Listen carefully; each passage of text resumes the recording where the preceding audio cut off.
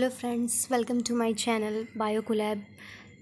तो आज हम लोग कुछ नीट से रिलेटेड इम्पॉर्टेंट क्वेश्चंस करेंगे जो रिपीट भी होते हैं और लगभग सारे चैप्टर से मिक्स है ये क्वेश्चंस और काफ़ी इम्पॉर्टेंट भी है। तो आइए हम लोग देखते हैं क्वेश्चन नंबर फर्स्ट।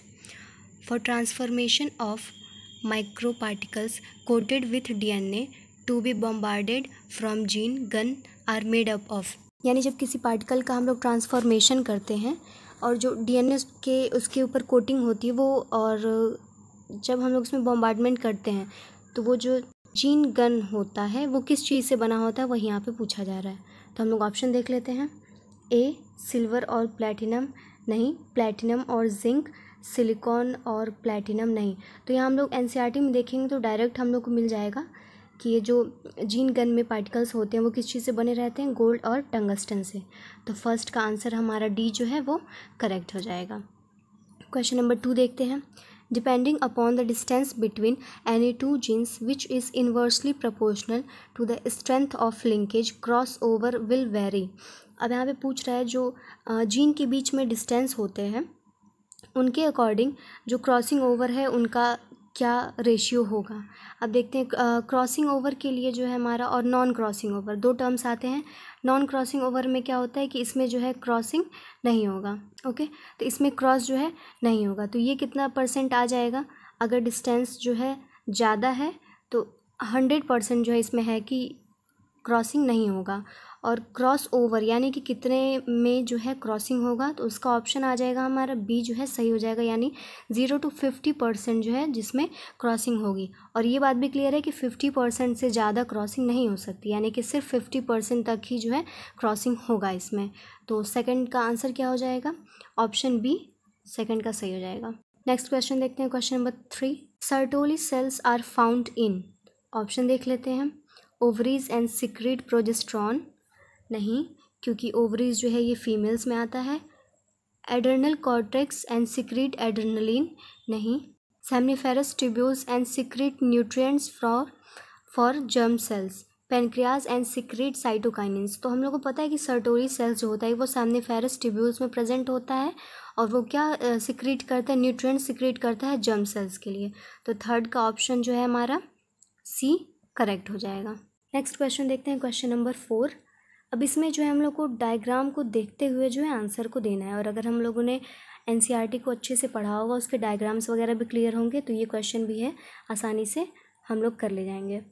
तो देखते हैं, what do ABC and D represent, यानी ABCD जो यहाँ पे दिया हुआ है वो क्या रिप्रेजेंट करते हैं, हम लोग को इसमें पहचानना है। तो अब यहाँ देख लेते हैं हम लोग डायरेक्ट। ये A जो है, A कौन सा पार्ट हो जाएगा हमारा, इन्फेंडेबुलम का। ओके, तो अब हम लोग देख लेंगे इन्फेंडेबुलम जो है किस किस में दिया हुआ है ऑप्शन, तो वो तो पहले क्लियर हो जाएगा। तब देखते हैं A और B में जो है ये चीज़ दिया हुआ है, अब इन्हीं दोनों में से कोई ऑप्शन जो हमारा करेक्ट हो जाएगा। फिर B देख लेते हैं। B में क्या हो रहा है, यहाँ पे फर्टिलाइजेशन हो रहा है, यहाँ दोनों B में फर्टिलाइजेशन हो रहा है। ओके, कोई बात नहीं। C जो है हमारा एंडोमेट्रियम की लेयर है, ये वाली जो लेयर हमारी एंडोमेट्रियम की है। तो अब एंडोमेट्रियम किस में आ रहा है, ये सेकंड वाले में आ रही है, यानी कि अब ये यहीं से फाइनल हो गया है कि बी ऑप्शन ही इसका करेक्ट होगा। और बस लास्ट में बचा डी वाला, तो डी यहाँ पे क्या हो जाएगा हमारा, ब्लास्टोसिस्ट हो जाएगा। तो इसके अकॉर्डिंग अगर हम लोग सारा ऑप्शन नहीं भी मैच करते हैं तो क्लियर हो जाएगा। ये थोड़ा सा ट्रिक है किसी भी क्वेश्चन को जल्दी सॉल्व करने का। तो फोर्थ का आंसर कौन सा सही हो जाएगा हमारा, बी। क्वेश्चन नंबर 5 देखते हैं। Copper ions released from copper releasing intrauterine devices IUDs. तो इन्होंने बता दिया है कि कॉपर आयंस जो है वो रिलीज़ होता है और उसका क्या वर्क हो जाएगा, यहाँ पे हम लोग देखते हैं। ऑप्शन ए में देखते हैं, make uterus unstable for implantation नहीं। तो इम्प्लांटेशन के लिए यूट्रस को अनस्टेबल कौन बनाता है, प्रोजेस्टेजर जो है वो हार्मोन रिलीजिंग होता है, ठीक है, और उसी से हार्मोन्स रिलीज होते हैं जिसकी वजह से हमारा यूट्रस जो है वो इम्प्लांटेशन के लिए अनस्टेबल हो जाता है। सेकंड आता है इंक्रीज फैगोसाइटोसिस ऑफ स्पर्म्स। तो फैगोसाइटोसिस ऑफ स्पर्म्स को कौन इंक्रीज करता है, non medicated IUDs. Non medicated IUDs में कौन कौन सा आ जाएगा, Lippes loop. Okay, Lippes loop आ जाएगा। और फिर थर्ड देखते हैं, सप्रेस स्पर्म मोटिलिटी। तो हाँ, कॉपर रिलीजिंग जो होते हैं उनका यही काम होता है, जो स्पर्म की मोटिलिटी को वो लोग कम कर देते हैं।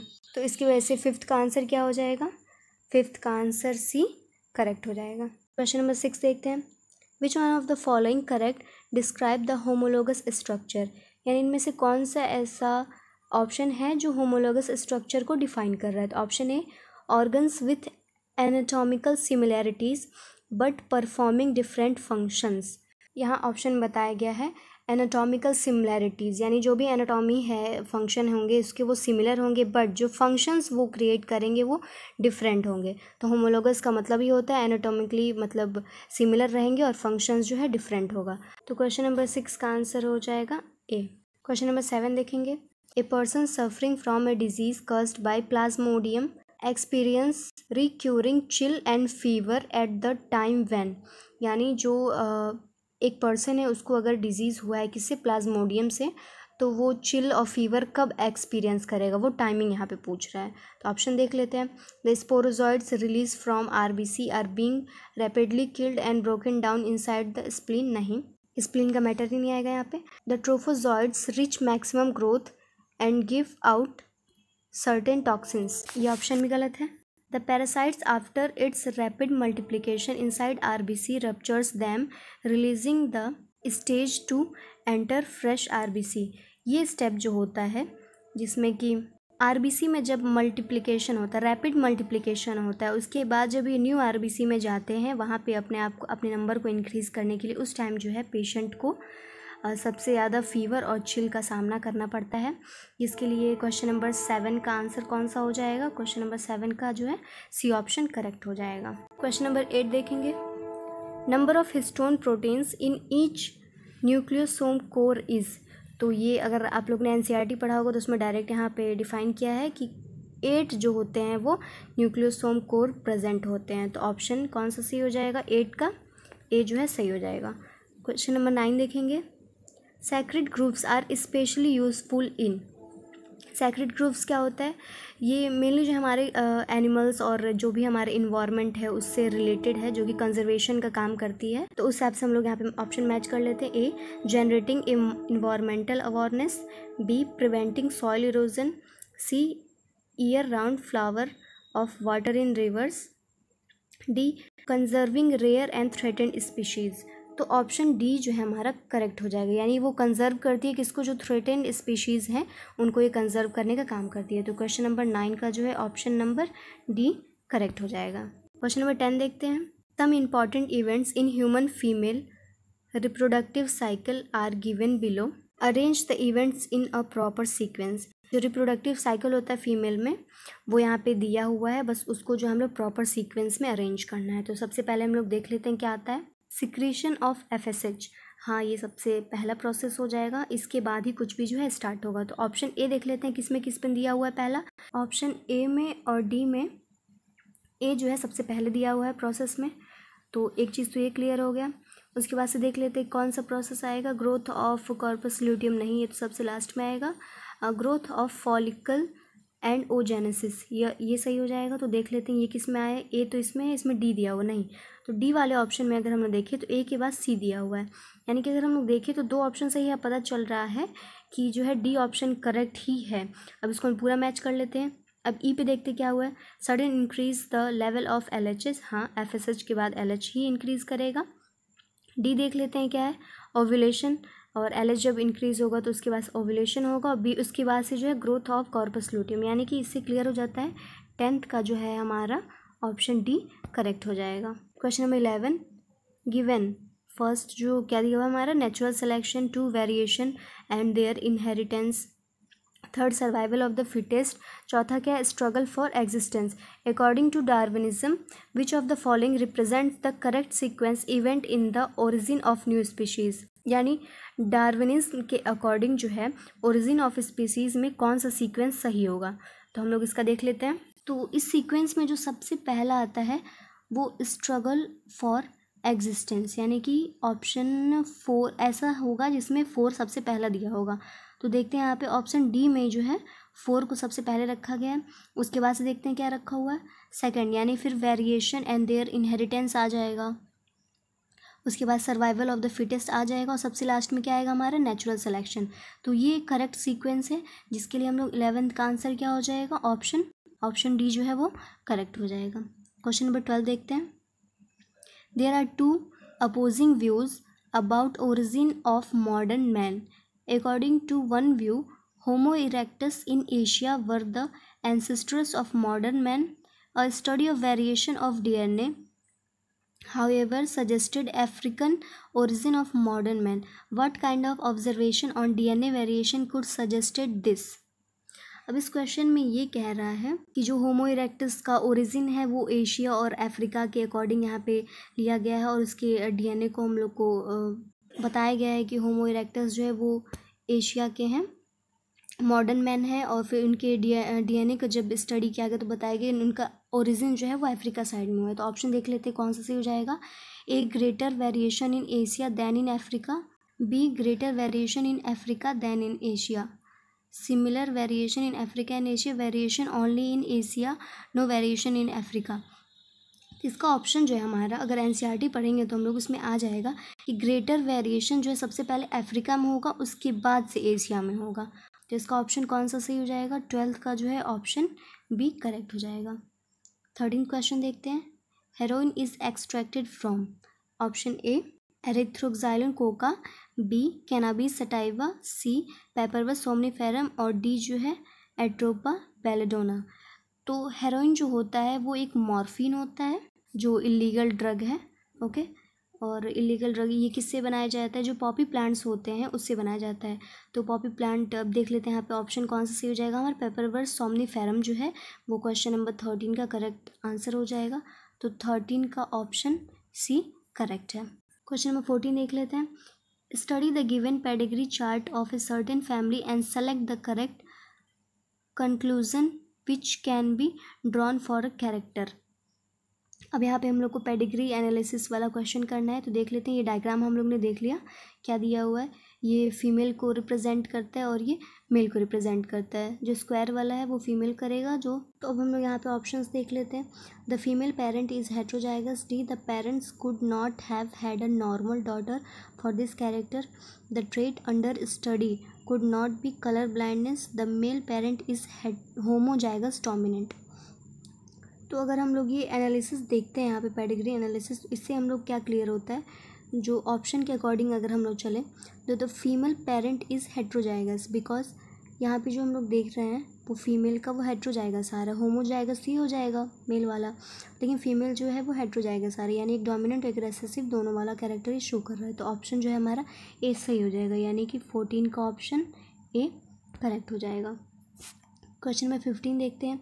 A mixture containing DNA fragments A B C D with molecule weight of A plus B equal to C, फिर A is greater than B and D is greater than C, was subjected to agarose gel electrophoresis.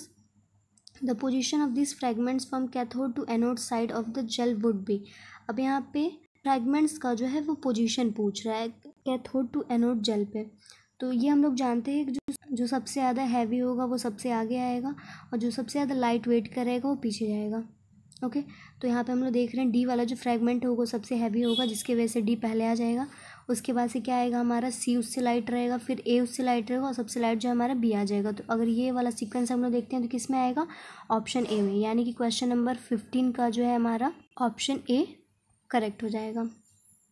16 which of the following represent show the pyramid of number in a forest ecosystem, यानी कि जो यहाँ पे pyramids दिए हुए हैं उनमें से कौन सा जो है नंबर किसको शो करता है, फॉरेस्ट इकोसिस्टम को। तो यहाँ पे अगर हम देखें ऑप्शन सी जो यहाँ शो कर रहा है वही हो जाएगा इसका number of forest ecosystem, because ये जो है हमारा पार्शियली अपराइट स्ट्रक्चर होता है, पार्शियली अपराइट होता है और स्पिंडल शेप का होता है, जिसकी वजह से ऑप्शन जो है हमारा डी यहाँ पे करेक्ट हो जाएगा। तो क्वेश्चन नंबर 16 का ऑप्शन डी करेक्ट हो जाएगा। क्वेश्चन नंबर 17 देखते हैं। When domestic sewage mixes with river water, यानी कि जब रिवर वाटर में डोमेस्टिक सीवेज जो है उसको मिक्स करेंगे तो क्या होगा। Small animals like rats will die after drinking river water. D, the increased microbial activity releases micronutrients such as iron. C, the increased microbial activity uses dissolved oxygen. तो option C जो है इसका correct हो जाएगा, यानी इसमें जो है माइक्रोबियल एक्टिविटी वो इंक्रीज हो जाएगी जिसकी वजह से डिजॉल्व ऑक्सीजन यूज़ होने लगेगा। तो क्वेश्चन नंबर 17 का ऑप्शन सी जो है वो करेक्ट हो जाएगा। क्वेश्चन नंबर 18 देखते हैं। N improved variety of transgenic basmati rice, यानी बासमती राइस का जो है वो इम्प्रूव्ड वेराइटी कौन सी होगी, उसमें क्या प्रॉपर्टीज़ होंगी। Does not require chemical fertilisers and growth hormones, ऐसा नहीं है। Option B, give high yield in such vitamin A, तो विटामिन ए का ही जो है इसमें ज़्यादा होता है सोर्स, जिसकी वजह से ऑप्शन जो है हमारा बी जो है करेक्ट हो जाएगा। तो क्वेश्चन नंबर 18 का क्या हो जाएगा, बी करेक्ट हो जाएगा। तो ये हम लोग अगर एनसीईआरटी पढ़ेंगे तो उसमें काफ़ी बार इसका डिस्कशन हुआ है। अगर क्वेश्चन हम लोग करेंगे तो ये मतलब ऐसा कह सकते हैं हम रिपीटेड क्वेश्चन है, काफ़ी बार इसको पूछा गया है और इजी भी है एक तरीके से। बस विटामिन ए हम लोग याद करेंगे बासमती राइस के लिए तो काम हो जाएगा।